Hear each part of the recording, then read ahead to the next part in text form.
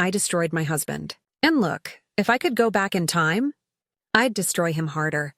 He lost the house, lost the kids, lost his career, lost his reputation, the whole damn package.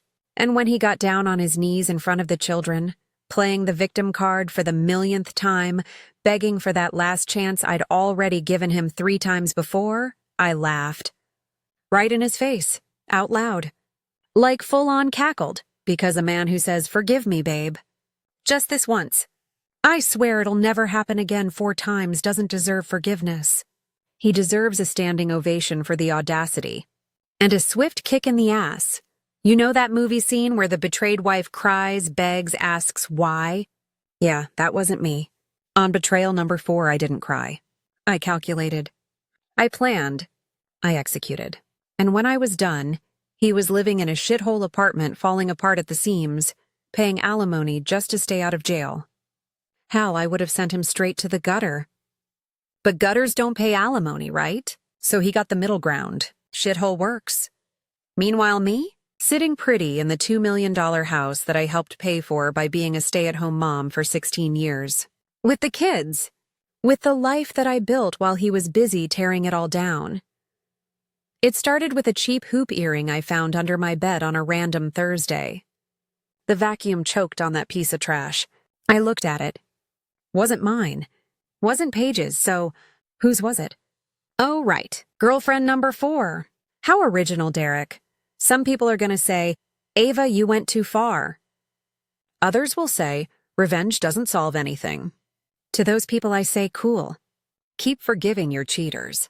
I'll be over here in my house enjoying the results of my perfectly executed revenge. Thanks. My name is Ava Kellerman. I'm 42 years old, 3 kids, and an ex-husband who still hasn't figured out how exactly I screwed him over so completely without leaving a single legal trace. He knows it was revenge. He just doesn't know the extent, and he won't. Nobody will. Except you. People look at me with pity. Poor Ava, cheated on 4 times. Let them. I love being underestimated. Because while they think I'm pathetic, I'm over here knowing exactly what I did. And laughing. A lot. I was an accountant. A good one, actually. Worked 4 years at a local company after graduation. Even had a client who wanted to hire me to run the administration side of his business. Triple salary, solid position. I was already taking my 2nd degree in business administration on the side because I've always been ambitious. Always wanted more. Then I got pregnant with Paige, and Derek hit me with that line. "Honey, someone needs to stay home with the baby. My career's taking off. Yours can wait a few years. You'll go back later." A few years turned into 16. Shocked? Not really. I turned down the job, put my degree on hold in the 3rd semester, became a housewife, and I loved it. I really did. Paige, Garrett, Nora, building that family was the best thing I ever did. Problem is, while I was building it brick by brick, Derek was in the back with a sledgehammer tearing it all down. Quietly. Or so he thought. First affair, 10 years ago. Second, 6 years ago. Third, 3 years ago. All with the same script. I found out, confronted him. He cried those fake tears about being weak and needing forgiveness. And I forgave him. Because kids. Because family. Because fear. Because idiot. But that cheap-ass earring on that Thursday? That was the last straw. Not water. Acid. And when acid spills, it corrodes everything. I'm not going to tell you the whole story right now. Don't want to spoil the fun, but let me give you a preview. Some people plan revenge. Me, I engineered it, architected it, like it was a master's thesis, with footnotes and everything. And it worked so well that even I was impressed with myself. So if you've ever forgiven cheating because you were scared, because you thought about the kids, because you believed this time will be different, subscribe right now because you get me. Stick around because you're about to find out exactly how I screwed Derek over. And I guarantee you're going to want to copy the method. Drop a comment. How many times would you forgive cheating? I forgave 3 times. But on the 4th, I woke up for war. And guess what? I loved it. Let me tell you about affair number 1. Because if you think that earring on Thursday was my breaking point, you need to understand that I'd been breaking slowly for a decade. Like one of those stress fractures you don't notice until the bone snaps completely. 10 years ago, Paige was 6. Still small enough to need me for everything. Derek was climbing the ladder at the firm, working those 80-hour weeks that lawyers brag about like it's a personality trait. I was home. Always home. Diapers, playdates, organic snacks that cost more than my old work lunches. Found the first affair by accident. His laptop was open, email pulled up. He'd gone to shower. I wasn't snooping, just closing it so Paige wouldn't bang on the keyboard. But there it was. Subject line, "Last night was amazing," from Melissa, colleague at the firm. I'd met her at the holiday party, all shiny hair and law degree and probably a size 2. The email was detailed, very detailed, about things Derek and I hadn't done in months because I was too exhausted from raising his kid while he worked late with Melissa. I sat there on the couch while he showered, reading through 3 months of emails, planning lunch hookups during his lunch breaks, hotel rooms on days I thought he had depositions, sweet nothings about how she made him feel alive again, how I was so focused on the baby that I'd forgotten he existed. That last part? That's the part that got me. Because he wasn't wrong. I had forgotten he existed. Between Paige screaming at 3 a.m. and daycare drop-offs and grocery shopping and cooking and cleaning and all the invisible labor that magically happens when you're a stay-at-home mom, yeah, I'd deprioritized the man who was apparently screwing his coworker. When he came out of the shower, I confronted him, calmly. I showed him the emails. He cried. Actually cried. Big, ugly sobs about how he was weak, how the stress of providing for us was crushing him, how he needed validation, how it meant nothing, how Melissa was nothing. That phrase. She was nothing. Like that made it better. He begged. Got on his actual knees. Swore it would never happen again. Said we needed therapy. He needed to work on himself. He'd do anything. And I looked at 6-year-old Paige coloring in the next room and thought about single motherhood and my dead career and the house we'd just bought, and I said, okay. We did therapy for 2 months. He went weekly for a while, talked about work stress and feeling neglected. The therapist nodded sympathetically. I sat there thinking about how I'd given up a partnership opportunity to raise his kid, and he repaid me by banging Melissa from litigation. But I forgave him. Because that's what good wives do, right? Forgive. Move on. Rebuild. And it worked. For 4 years, it actually worked. He stopped working late so much. Came home for dinner, played with Paige, was present until he wasn't. Because here's what I learned way too late. When a man shows you who he is the first time, believe him. Everything after that, just a countdown. Would you have left after the first affair or stayed for the kid? Because I stayed. And that decision, that's what made everything after possible. Fast forward 6 years. Garrett's 8, Paige is 12. Life is fine. Not great, not terrible. Just fine. Which should have been my first red flag. But I was too busy carpooling and making sure everyone had clean uniforms to notice that fine is the kiss of death for a marriage. Derek's doing great at the firm. Made senior partner. More money. More responsibility, more client dinners. Lots of client dinners. With Rachel was a client. Some tech entrepreneur with more money than sense needed legal help with her company's acquisition. Derek handled it personally. Said it was a big account, worth the attention. Took her to dinner 3 times a week for 2 months. I believed him. Because I'm an idiot, or I was. Take your pick. Found out when I saw his texts by accident. He'd left his phone on the counter while helping Garrett with homework. It buzzed. I glanced. Can't wait to see you this weekend at the hotel. This time I didn't confront him immediately. This time I did something smarter. I called Iris Drummond. Private investigator. Former Detroit PD. Specializes in catching cheating spouses. Yeah, I went there. 6 years after affair number 1, I was already preparing for affair number 2. Iris got me everything. Photos of them entering the Townsend Hotel. Not once. 3 times. Weekend trips to Traverse City that Derek said were work conferences. Romantic dinners that showed up on the company credit card as client entertainment. When I confronted him with the evidence, his face went white, then red. Then he tried anger. Tried to flip it on me for hiring an investigator, for not trusting him, for violating his privacy. I laughed. Actually laughed. Because he was seriously trying to make me the villain while I had photos of him and Rachel making out in his car.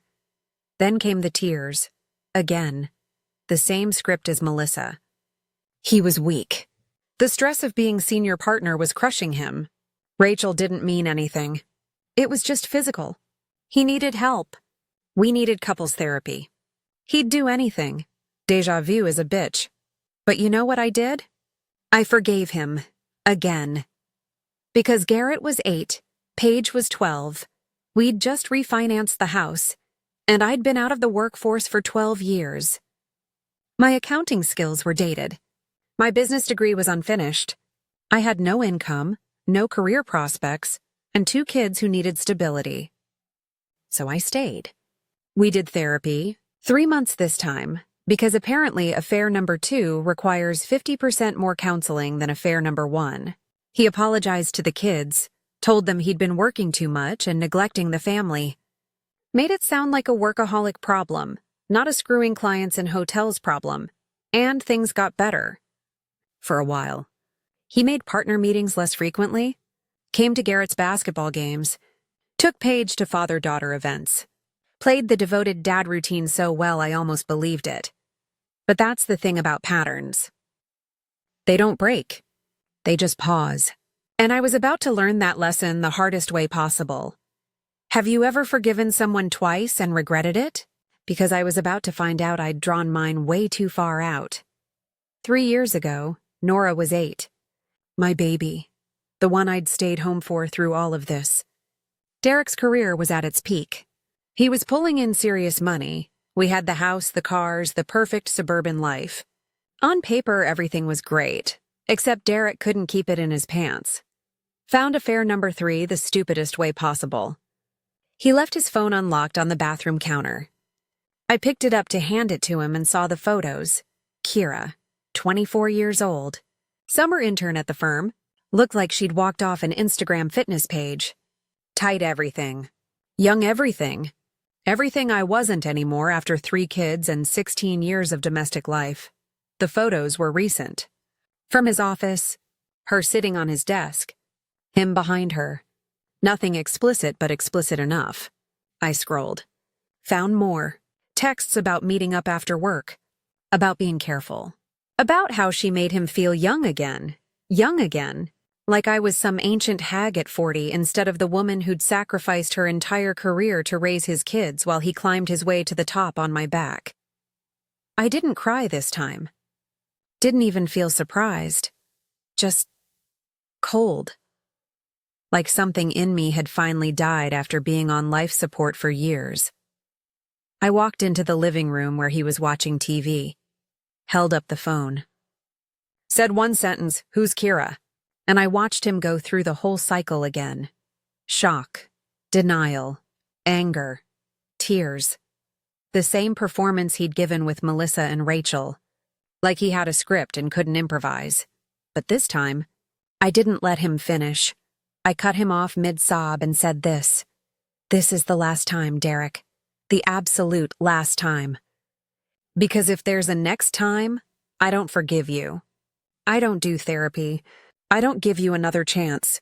I destroy you, completely. Do you understand me? He nodded, swore on the kids' lives. On his career. On everything he had. Said he'd go to therapy alone this time. Work on whatever was broken in him that made him do this.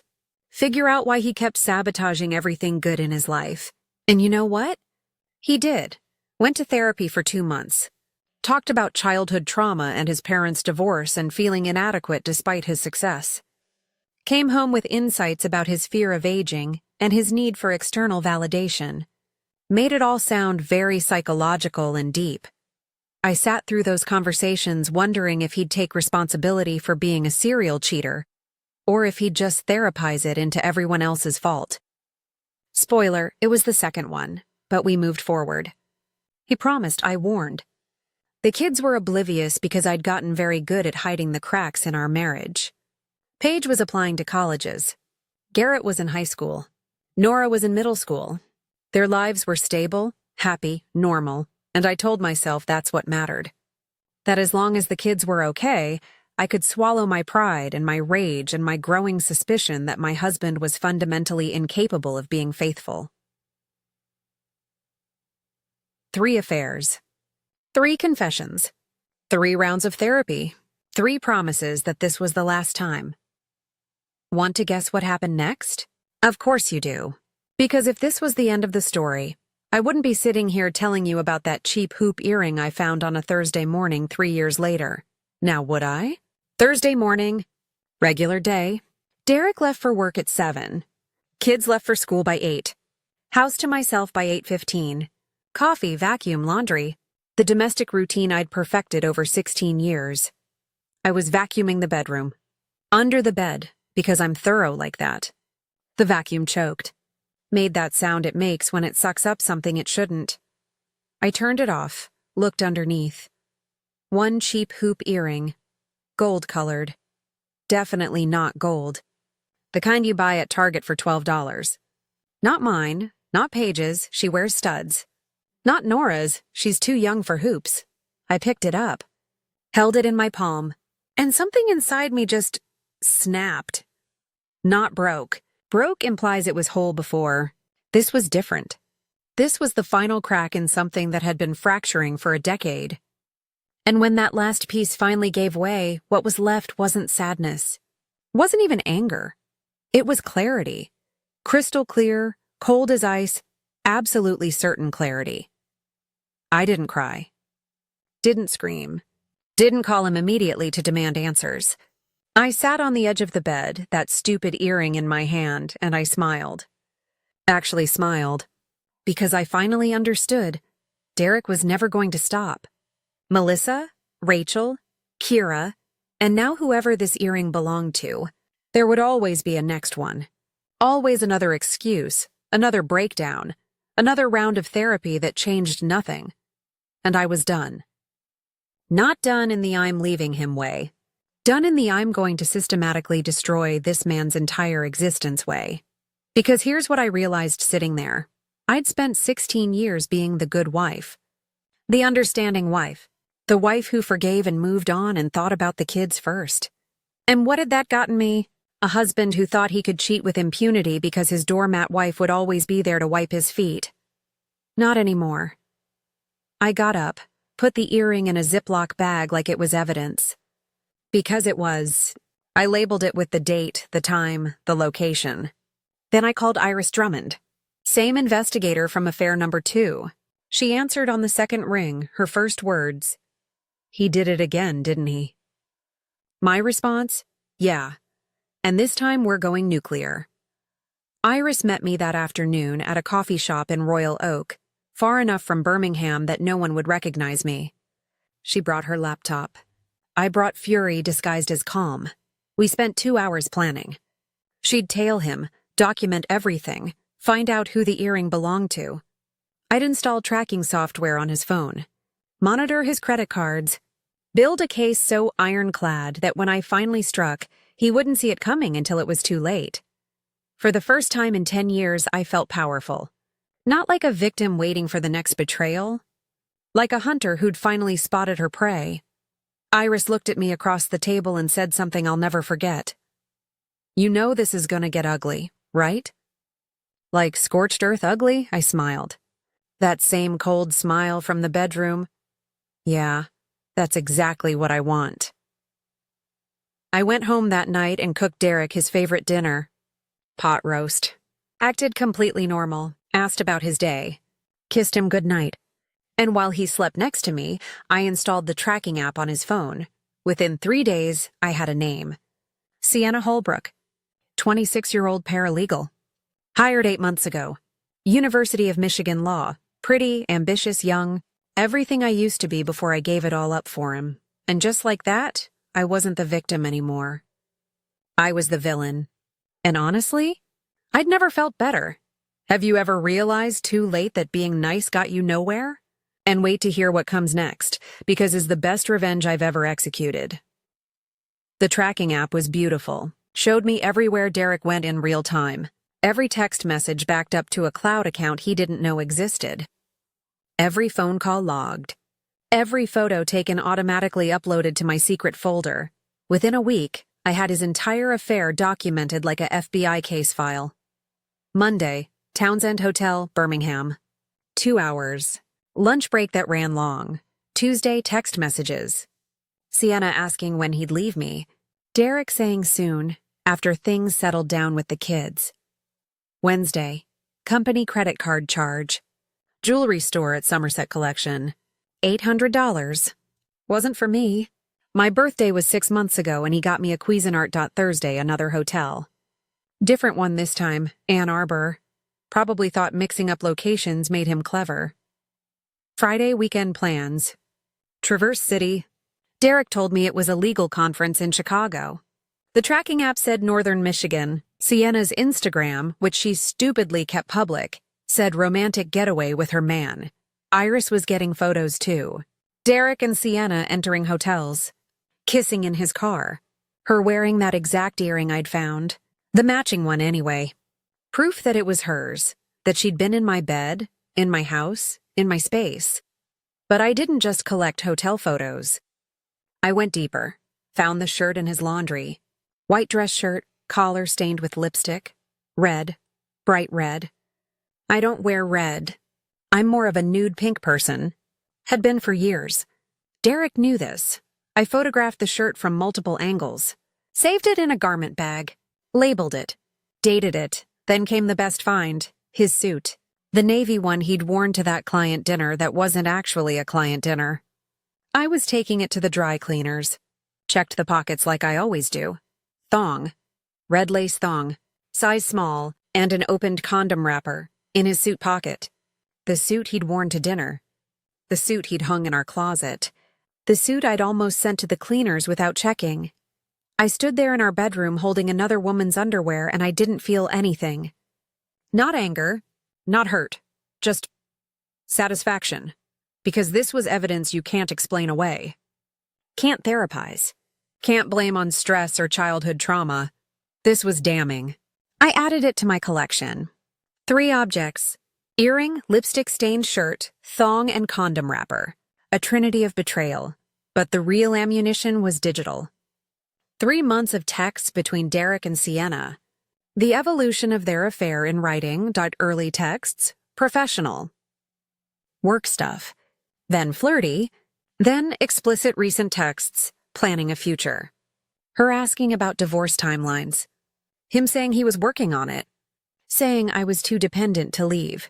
Saying I'd given up my career so long ago I had no options. Saying the kids needed stability so he was waiting for the right moment. That phrase. I had no options. Like I was some helpless housewife with no brain and no spine who'd just accept whatever he decided.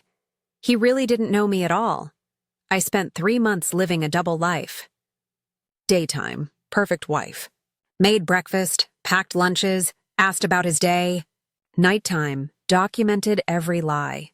Every hotel. Every text. Every promise he made to Sienna about leaving me eventually, and I smiled through all of it. Because I knew something he didn't. I knew exactly when and how this was going to end. And it wasn't going to be on his timeline. It was going to be on mine Sunday dinner. Our family tradition. The one sacred thing we still did together every week. That's when I'd serve him the truth. With all the trimmings. Have you ever caught someone in a lie and just waited to expose them at the perfect moment? Because the waiting? That was almost as satisfying as what came next. I chose the Sunday 3 months after finding the earring. October. Beautiful Michigan fall weather. Leaves changing colors. That perfect temperature where it's warm during the day and crisp at night. I spent all Saturday preparing. Went to the butcher for the best pot roast they had. Got fresh vegetables from the farmer's market. Baked an apple pie from scratch. Set the table with our wedding china. The expensive stuff we only used for holidays, Derek noticed. Asked if it was someone's birthday he'd forgotten. I smiled and said no. Just wanted to do something nice for the family. He kissed my forehead and said that's why he loved me. I almost laughed. The kids were excited. Paige was home from her first semester at college. Garrett had just made varsity basketball. Nora had won some art competition at school. Everyone had good news. Everyone was happy, perfect. I'd timed it perfectly. Paige was 16 when I found that first affair with Melissa.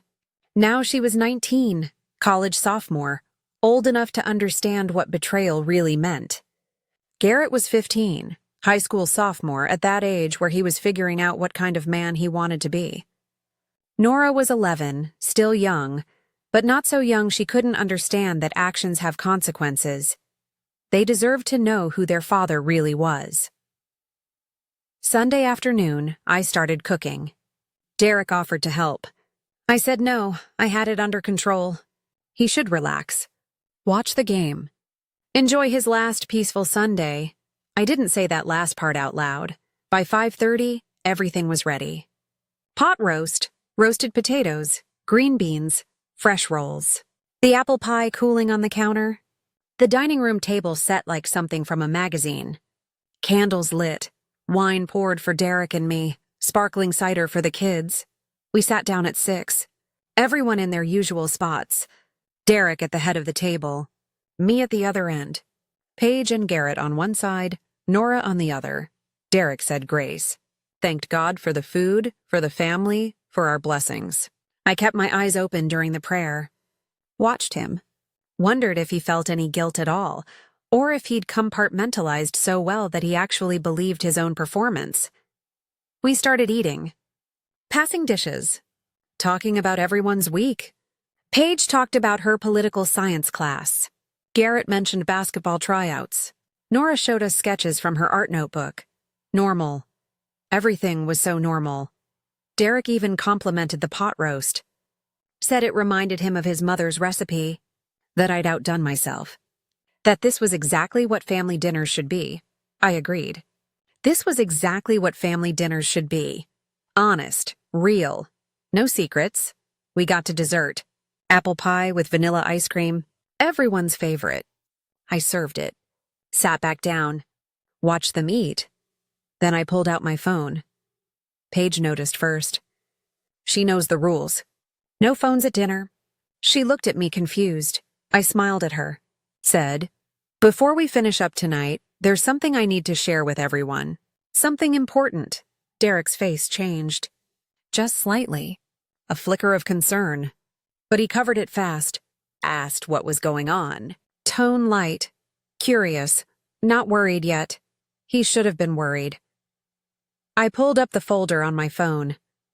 3 months of documentation. Photos, texts, credit card statements, hotel receipts, organized by date, color-coded, professional. And I started talking. Stick around because this is where it gets absolutely brutal. Because exposing a cheater in front of the family is refreshing. I started with the objects. Reached under my chair where I'd hidden them in a small box. Placed them on the table, one by one, between the dessert plates and the wine glasses. First, the Ziploc bag with the earring. I set it next to Derek's plate. Found this under our bed 3 months ago. It's not mine. Not Paige's, so whose is it, Derek? He stared at it. Face going pale. Mouth opening but no words coming out. Nora asked what was happening. Sweet, innocent Nora. I told her to wait. Mommy was explaining something important. Second, photo of the lipstick-stained shirt. Pulled it up on my phone, passed it to Paige. She looked. Her face changed. She understood immediately. This shirt. The white one. Had lipstick on the collar. Red. I don't wear red. Never have. So whose lipstick is it, Derek? Paige handed the phone to Garrett. He looked, his jaw clenched. My gentle son, turning hard in real time. Third, I didn't show them the thong. They didn't need to see that. But I described it. Found this in your suit pocket, along with an opened condom wrapper. The suit you wore to your client dinner. Except it wasn't a client dinner, was it? Silence. Complete silence. Then I pulled out the printed texts. All of them. Months worth. laid them out on the table like playing cards. This is Sienna Holbrook, 26, paralegal at your firm. You've been sleeping with her for 8 months. Here are the texts where she asks when you're leaving me. Here's where you say soon. Here's where you say I have no options because I gave up my career. Here's where you plan weekend getaways while telling me you're at conferences. Paige stood up. Her chair scraped against the floor. Her voice cracked when she spoke. You brought her to our house? To Mom's bed? Garrett's hands were fists. His face red. Silent but seething. Nora started crying. She didn't understand everything, but she understood enough. Understood that Daddy had done something very bad. That the family was breaking. Derek tried to speak. Tried the usual script. This isn't what it looks like. We can talk about this privately. The kids don't need to hear this. But Paige cut him off. Her voice was ice. We absolutely need to hear this. We need to know who you really are, I continued. Showed them the credit card statements. $800 at the jewelry store. For her, not for me. Showed them the hotel charges. 5 different hotels. Showed them the tracking data. Every lie mapped out in GPS coordinates. Then I showed them the texts from the previous affairs. Yeah, I'd kept those too. Melissa from 10 years ago. Rachel from 6 years ago. Kira from 3 years ago. A decade of cheating. A decade of me forgiving. A decade of him promising it would never happen again. Paige looked at me. Mom, you knew? You knew about the others and you stayed? I met her eyes. I stayed because I thought about you kids first. I thought keeping the family together mattered more than my dignity. I was wrong. Derek tried to approach me. Tried to explain. But Garrett stood up, blocked him. My 15-year-old son, protecting me from his father. Derek's phone rang. Face up on the table. Sienna calling. Perfect timing. I told him to answer it. Put it on speaker. Everyone should hear. He didn't. So I answered it for him. Sienna's voice, bright and chirpy. Hey, babe, you still coming over tonight? I responded he's not, but you're welcome to come to the house. We're having family dinner. Everyone's here, including the wife he told you had no options, heard her breath catch. Then she hung up. Derek collapsed into his chair, head in his hands. The kids stared at him like they'd never seen him before. Because they hadn't. They'd seen the mask. Now they were seeing the man. I pulled out the final document.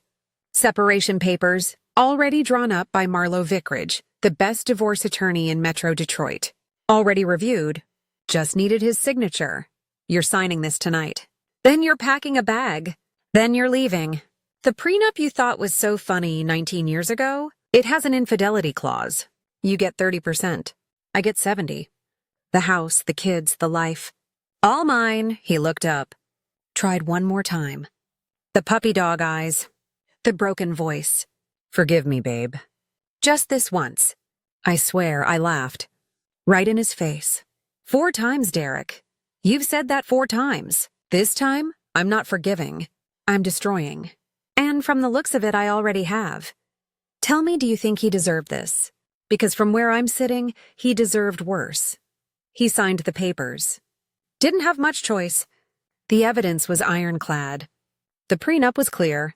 Fight it in court and everything goes public. His firm, his clients, his reputation, all of it exposed. He chose the easy way out. Signed, packed a bag while Paige and Garrett supervised. Made sure he didn't take anything that wasn't his. They were cold, clinical. My kids protecting what was theirs. Nora stayed with me, clung to me, asked if this was her fault. I held her and told her the truth. This was Daddy's fault. Only Daddy's fault. And sometimes people we love hurt us. And when they do, we don't have to keep letting them. Derek tried to talk to the kids before he left. Paige turned her back. Garrett told him to leave. Nora hid her face in my shoulder. He stood there in the doorway of the house he'd lose in the divorce, looking at the family he'd destroyed. And I watched him finally understand. This wasn't fixable. There was no coming back from this. No amount of therapy or promises or tears would undo what I'd done tonight. I'd won. He left around 9:30. Drove away in his car with 2 suitcases and a box of personal items. Drove to that shithole apartment I mentioned. 1 bedroom. Bad part of Royal Oak. All he could afford after the settlement and the alimony and the child support. Sienna broke up with him 2 weeks later. Turns out, 26-year-olds don't want to date broke middle-aged men paying 70% of their income to their ex-wife. Who knew? The divorce was final within 6 months. Michigan has a 6-month waiting period, and we used every day of it. Marlowe made sure of that. Made sure every asset was accounted for. Every penny tracked. Every lie documented. Derek tried to fight the prenup. Hired some mediocre lawyer named Harlan Strickland who took one look at my evidence and told Derek to settle. The infidelity clause was bulletproof. I had photos, texts, witnesses, credit card receipts, and a decade of pattern behavior. No judge would side with him. He lost the house. I kept it, kept the kids, kept the cars, kept 70% of our savings, our investments, our retirement accounts. Everything we'd built together, most of it became mine, because that's what happens when you violate a contract. And marriage is a contract. One he broke 4 times. His firm partnership didn't survive either. Turns out senior partners at family law firms can't be caught serially cheating on their wives. Bad optics. They pushed him out quietly. He kept his law license but lost the prestige, the clients, the corner office. Now he runs a solo practice out of a strip mall in Madison Heights. Does small claim stuff, uncontested divorces. Ironic, right? I kept the kids, got primary custody. He sees them every other weekend, when he bothers to show up. Which isn't often. Paige refuses to see him at all. Garrett goes out of obligation but barely speaks. Nora goes because she's 11 and still hopes he'll become the father she thought he was. She'll learn. As for me, I went back to school. Finished that business administration degree I'd put on hold 19 years ago. Took me 2 years, but I graduated. At 44, I walked across that stage and got my diploma. The kids were there cheering. Derek wasn't invited. Got a job 6 months later. Administration manager at a mid-sized accounting firm. Pays well. Not senior partner money, but combined with the alimony and child support and my share of the assets, I'm doing just fine. Better than fine, actually. I'm thriving, and Derek's surviving. Barely. Paying me $4,000 a month in alimony. $2,500 in child support. Living in that shithole apartment. Dating women who leave when they realize he's broke. Working cases he used to assign to junior associates. I swear, the ending is even better than you think. It's been a year since that Sunday dinner. A year since I blew up my marriage in front of my children. A year since I chose revenge over forgiveness, and I don't regret a single second. People ask me sometimes if I feel guilty. If I think I went too far? If exposing him in front of the kids was cruel. And I tell them the truth. Cruelty is cheating on your wife 4 times. Cruelty is telling your mistress that your wife has no options. Cruelty is using your kids as an excuse to delay leaving while you screw someone young enough to be your daughter. What I did? That wasn't cruelty. That was consequences. The kids are doing well. Better than I expected. Paige is thriving at college. Changed her major to women's studies. Says watching me take control of my life inspired her. She wrote her thesis on women reclaiming power after betrayal. Got an A. Garrett made varsity basketball. Captain his junior year. He told me once that watching me plan and execute that revenge taught him that sometimes the strong move isn't forgiveness. Sometimes it's standing up and fighting back. He's dating a girl from his class. Treats her well. Says he learned from me what partnership should look like, and from his father what it shouldn't. Nora's art has changed. She used to draw families, happy houses, sunshine. Now she draws stronger things, warriors, storms, women standing alone. Her art teacher says she's processing trauma through creativity. I say she's learning that you can survive anything. We moved. Sold the Birmingham house. Too big, too many memories.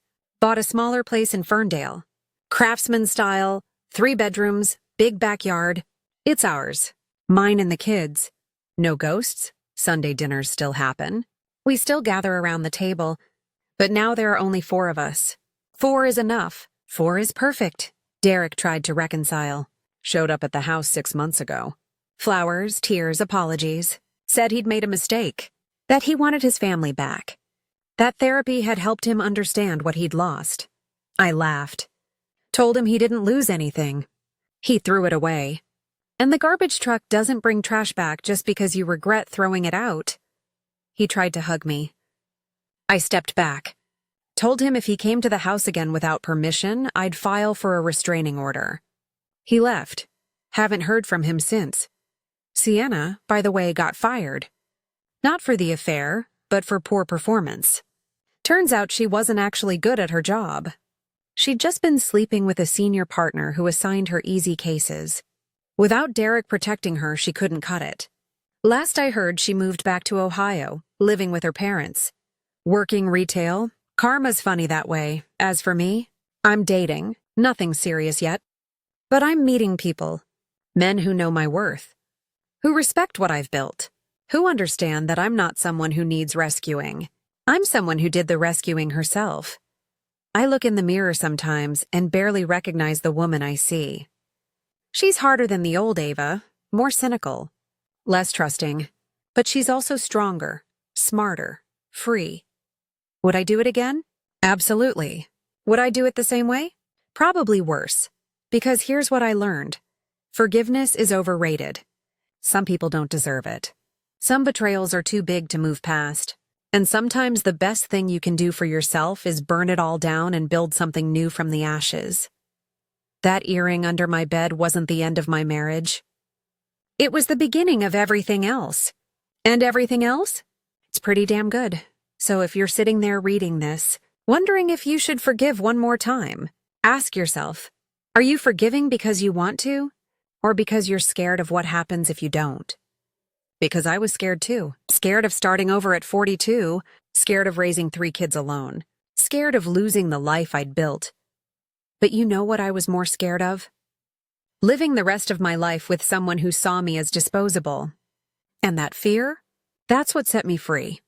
Thanks for sticking with me through this. Drop a comment telling me what you would have done in my situation. And if you got this far, hit that subscribe button because I've got more stories where this came from. Trust me, my name is Ava Kellerman. I destroyed my husband, and I'd do it again.